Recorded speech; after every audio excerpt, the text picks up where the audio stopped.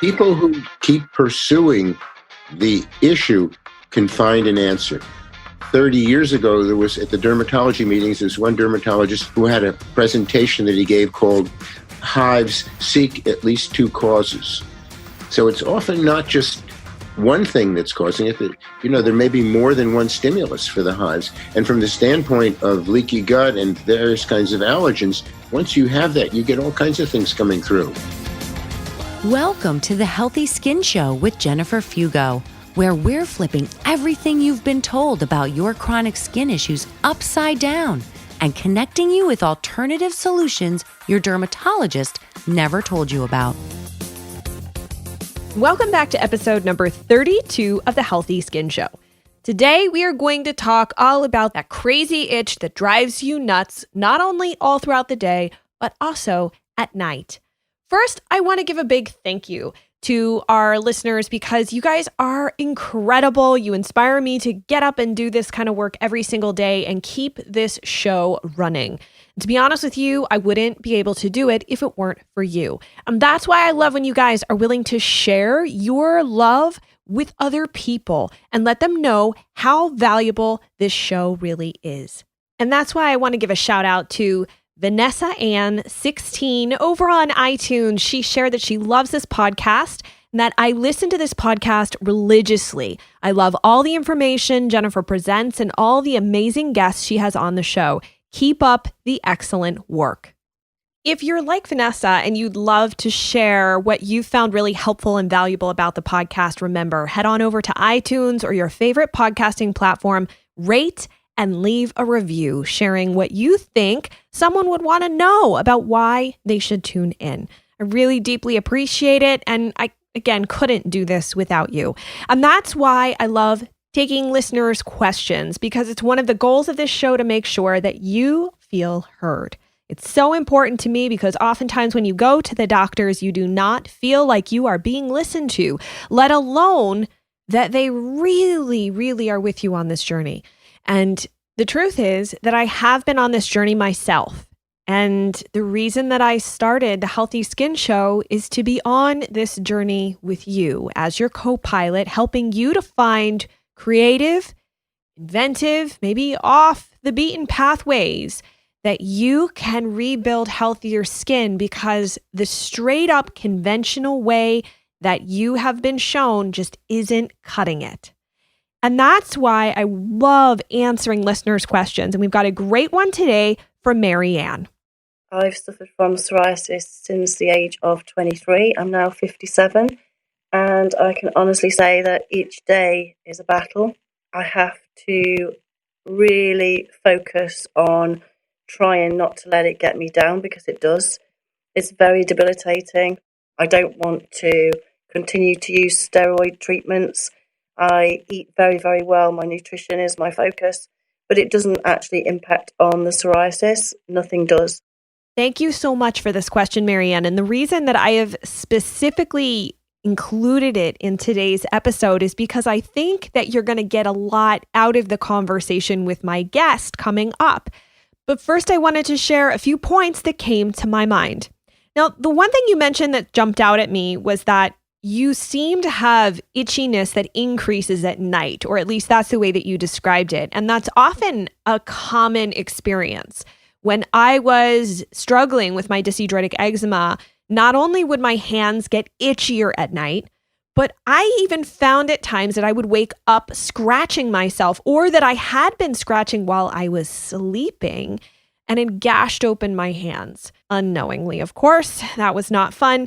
As I was going through research, one really interesting thing that I discovered, and this sort of came up in the Eczema and Psoriasis Awareness Week last year, was that there can be a link between an elevation in cortisol, which is your stress hormone, at night that coincides with the increase in itching.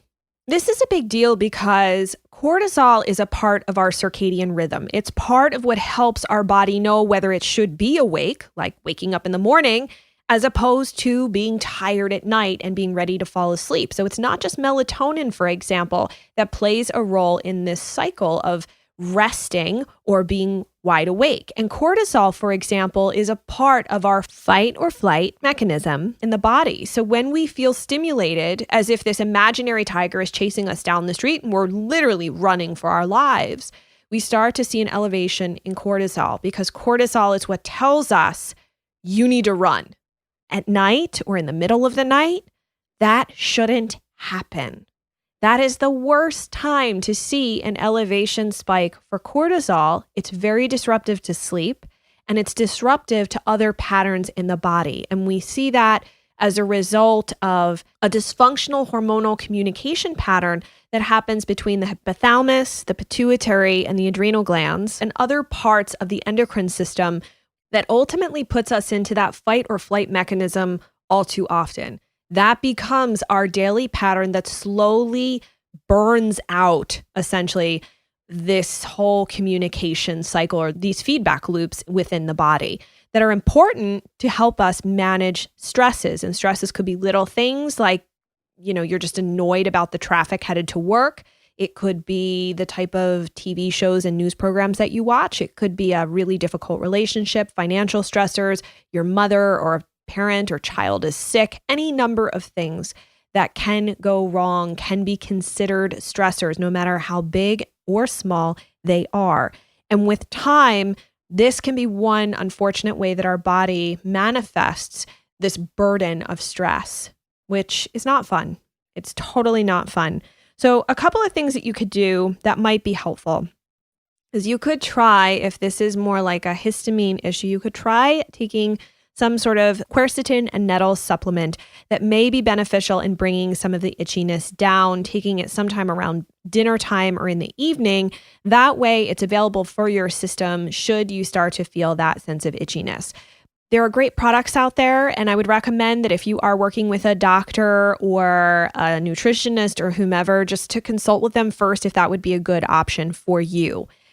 The next option is completely free. It just takes a little bit of time, and it can be a very effective tool in dealing with excessive stress and stress triggers. And that specific thing is breathing exercises. No matter what type of faith that you have, this isn't a faith-based practice. It doesn't have anything to do with yoga or anything like that. It's just about breathing. And one thing that I loved teaching my clients was that breathing is a really interesting way to help reconnect the mind, which is going nuts at night, right? Dealing with lots of crazy stress with the state of the body. And so the mind perpetuates this stressful state because, right, there's no tiger actually chasing you. So that's happening in your mind. And then you get the mind to essentially reboot or sit within the body and say, hey, brain, number one, I need you to be quiet. This is not helpful. And number two, I'm actually okay right now. I'm safe. There's no tiger chasing me. And the way that you can do that is through these breathing exercises. I actually have a really great series of videos that you can watch, and we'll put the link to those in the show notes of this episode. But there's a 5-count breathing practice that you can try. There's also belly breathing, which you can easily do in bed. And there's a breath practice called the 4-7-8 breath, all of which are very effective in helping us calm down, reduce the amount of cortisol that's being pumped through our system. And because we slow our breath down, you are signaling to your brain that you are safe, that all is okay, that it does not have to react in this abnormal pattern that drives this dysfunctional behavior, which in this particular case is itching. If you're interested in doing breathing practices, but you're really bad at prioritizing them, the best thing I can tell you is to just set an alarm on your phone and make a point to do it every single night. I'd also invite you to do an inventory of what's going on at night. Are you sitting and watching violent or very stressful, dramatic TV shows late into the evening before you go to bed? So it might be the opportunity there to revamp what you're doing at night before bedtime that could also be triggering some of this. And I know we say, oh, well, TV is a form of relaxation. It's my only time that I get to unplug. But what you watch, what you take in does affect you. And so if you're watching really stressful shows, that can also cause an issue. You might not realize it because you're enjoying the storyline, but watching it at night might not be the best time for that particular show. And the breathing exercises can be done in 2 minutes or less. They're not long. They don't require any outside props or information. It just requires that you learn how to do very simple breathing techniques that you can insert anytime in your day, even if you're driving in the car, laying in bed, not feeling well before a meeting starts, or you need to take a 2-minute breather, walk into the bathroom at work, and calm yourself down because of whatever's going on. They're highly accessible, they're really easy to do, and they don't require any type of money, which is great. Plus, they're just good in general for your overall sense of well-being. So again, I'll put the link to every tutorial that I have done in the show notes. There's actually 3 of them. They're very short, to the point, and they walk you through exactly how to practice each one of these exercises. So with that said, we cannot deny the fact that there certainly can be biochemical reasons it can drive the itch, and that's what today's guest is going to talk to us about. So I think now is a good time to jump into today's interview to look at the biochemical side of why we have all this itchiness and what you can do about it. Hi, everyone. I've got a fantastic guest with you today, someone that I am deeply honored to interview. And to be honest with you, as I was reading his bio, I was just like, man, this man has done a ton of stuff, and it is just such an honor to have him here and to talk about the topic of hives today with me. His name is Dr. Alan Dattner, and he's a board-certified dermatologist practicing holistic and integrative dermatology for nearly 40 years, helping patients who have failed conventional care. He uses nutrition, herbal medicine, supplements, functional medicine, applied kinesiology, psychosomatics, and more to heal the underlying causes of skin disorders. Now, this is the cool part about him. He has a background in immunology, having worked in 6 different immunology laboratories with renowned scientists, culminating in studies of cross-reactive immune recognition as a visiting scientist at the National Institutes for Health. The research led him to understand the scientific validity of digestive issues as a cause of inflammation in the skin. Dr. Dattner, thank you so much for joining us. You're very welcome. I'm glad. Wow. Yeah. Let's do a little bit of like a once over on what exactly hives are for people that aren't exactly sure. I think most people who have them know, but there are people who aren't sure what hives are and what causes them. Well, hives appear as red blotches on the body that are slightly raised. They're not scaly, and they tend to itch or occasionally burn, and they tend to move around, so that if you were to draw a circle, draw around the periphery of a lesion that came up, and then look an hour or 2 later, it would have moved somewhere else, as opposed to other kinds of skin reactions that come up and stay in the same place. And they're caused by release of various kinds of molecules that open up the vessels and let the fluid go out into the skin, causing edema. We think of them as being caused by histamine. That's the most common cause of hives. But there are all kinds of other vasoactive peptides that can cause them as well. So it's more complicated than just a histamine release. Interesting. So could you just share a little bit about what other things could cause hives? Oh, that's a big topic.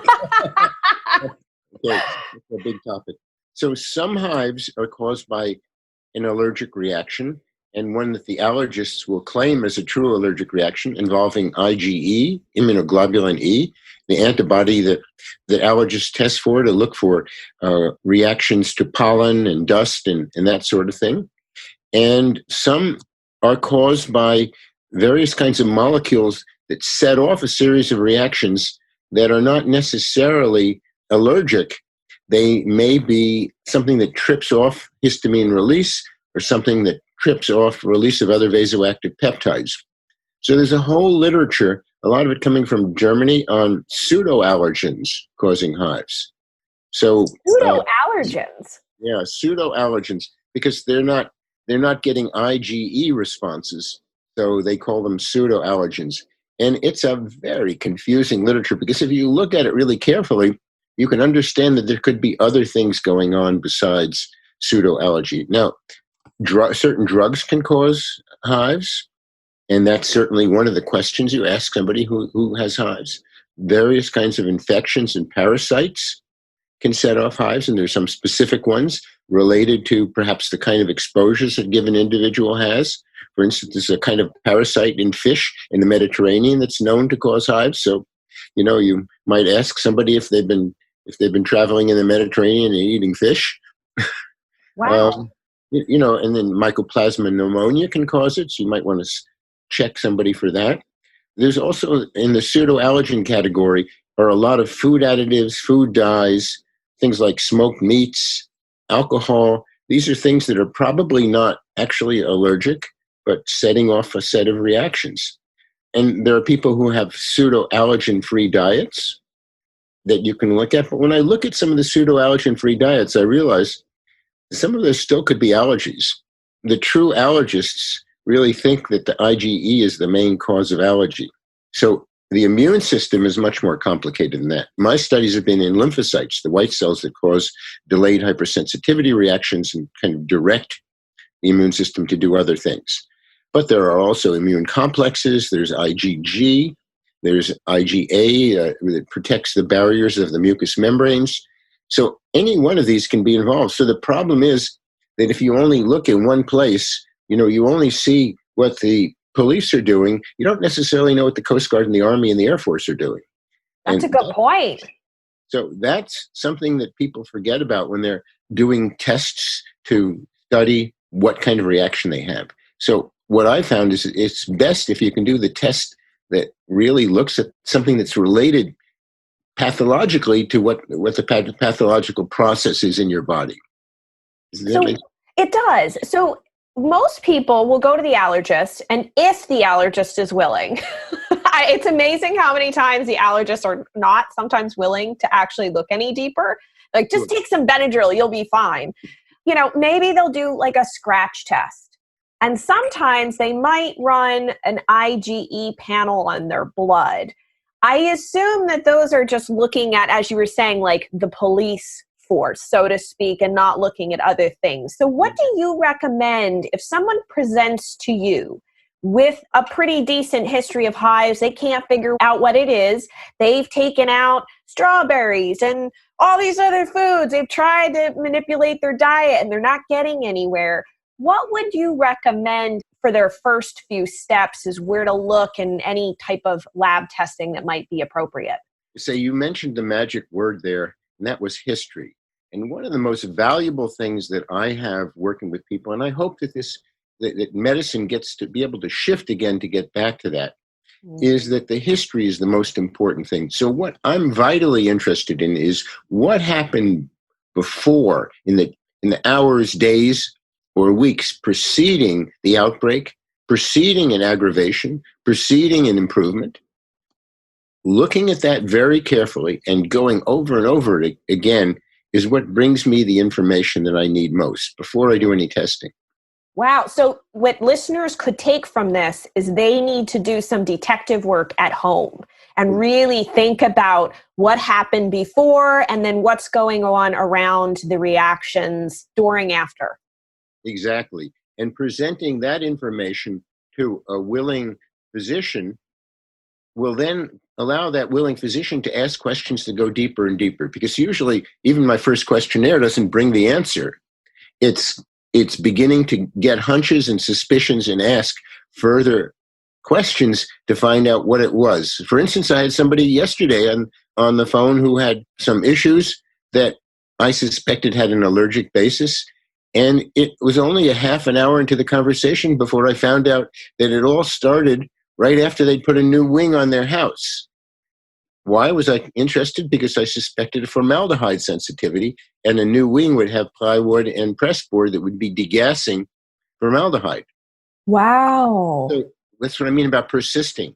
I appreciate it now when my patients bring me a history. Not that gives me all the answers, but it gives me more of a basis to go deeper and deeper to find out what's going on. Because once I have one suspicion, then I can ask more relevant questions. It's impossible for you to go to a physician and tell him everything that happened in the past year. It would take a year.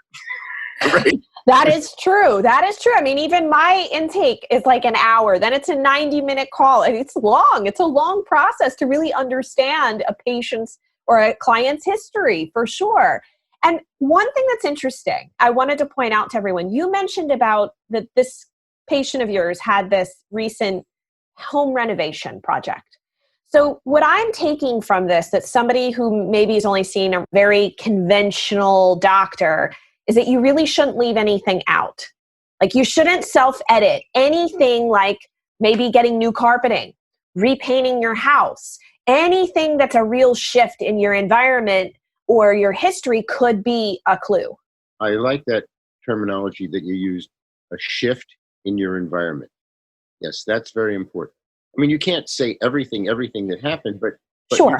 you can build a structure. And I think we're going to learn how to do that better. We're going to get better software tools to build a structure. So that just like when you read something and there's a little blue word and you can press on it and find out more about it, I think we're going to eventually be building our histories that way so that we can give further detail when somebody needs to look into it. We've gotten medicine to the point where the drugs get paid for.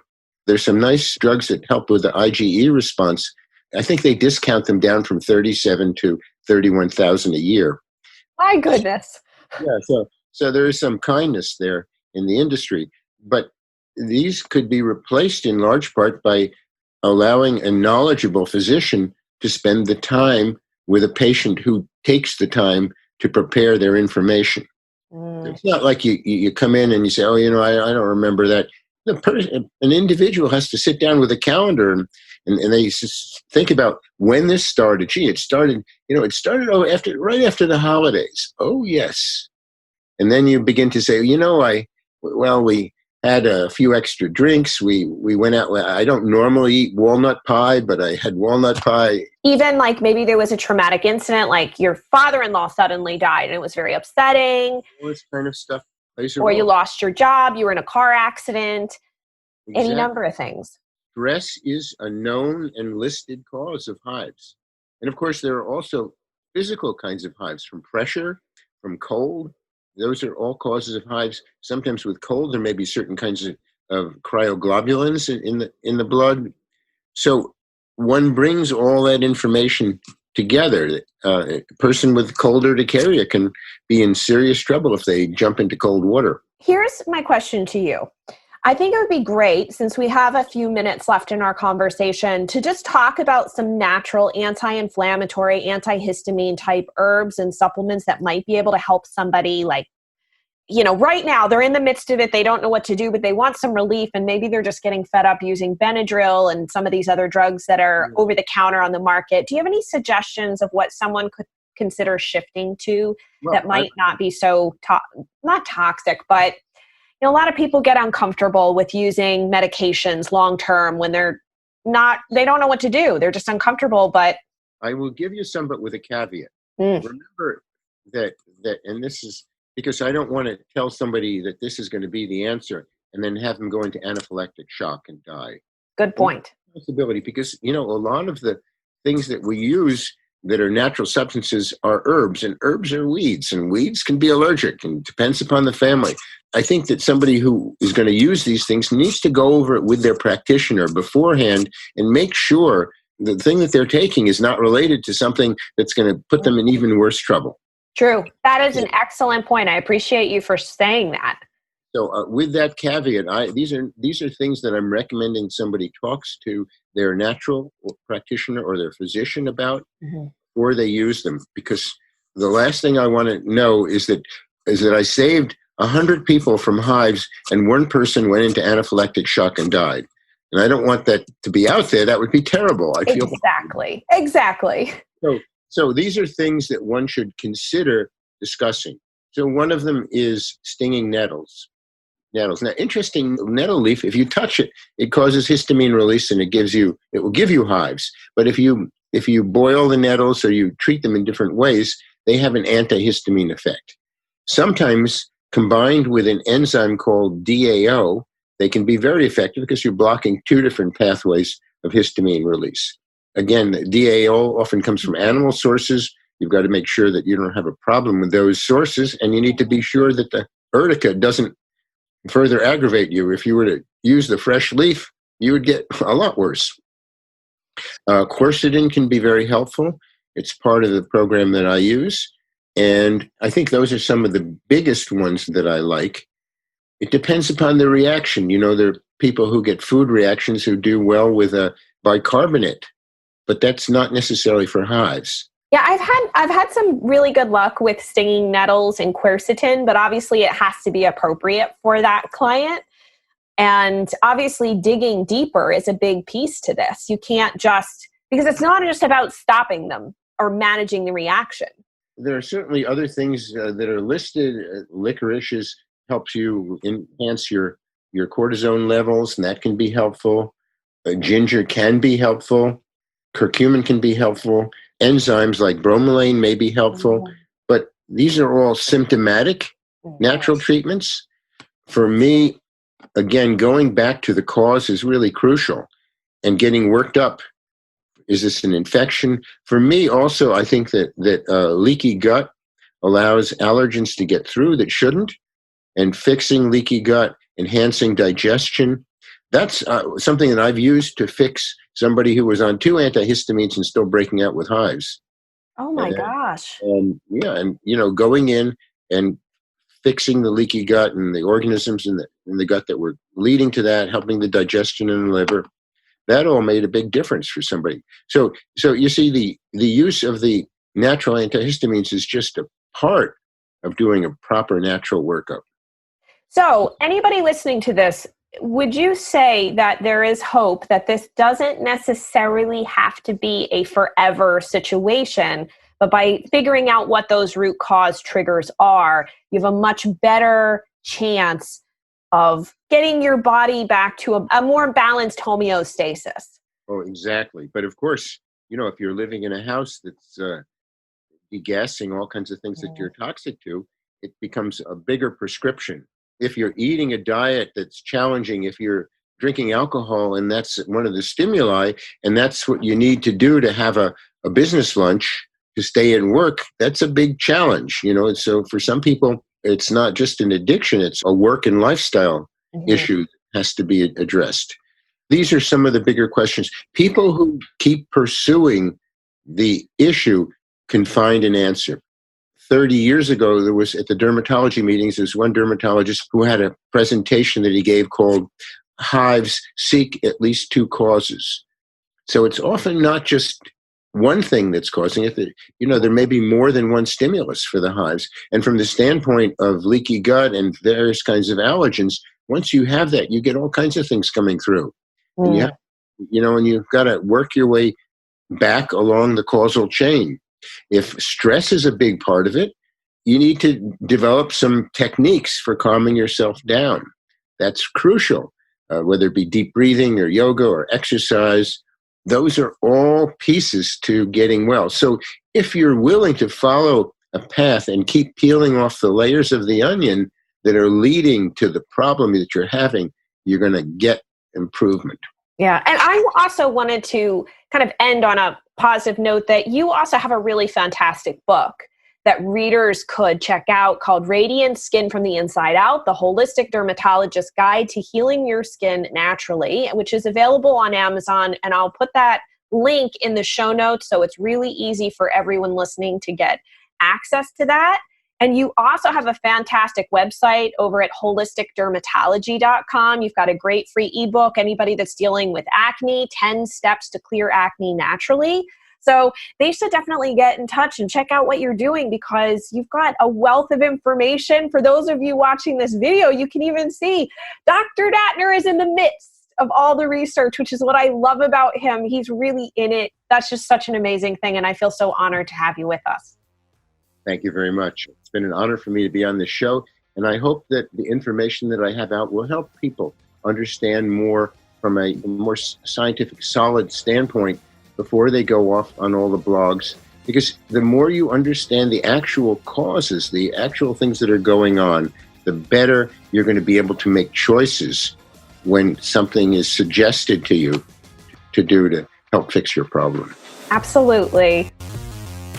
I hope that today's conversation was not just enlightening, but it offered a different perspective on histamines and what that can mean as far as itchy skin is concerned. It's also a reminder that what happens inside of our body can manifest on the surface.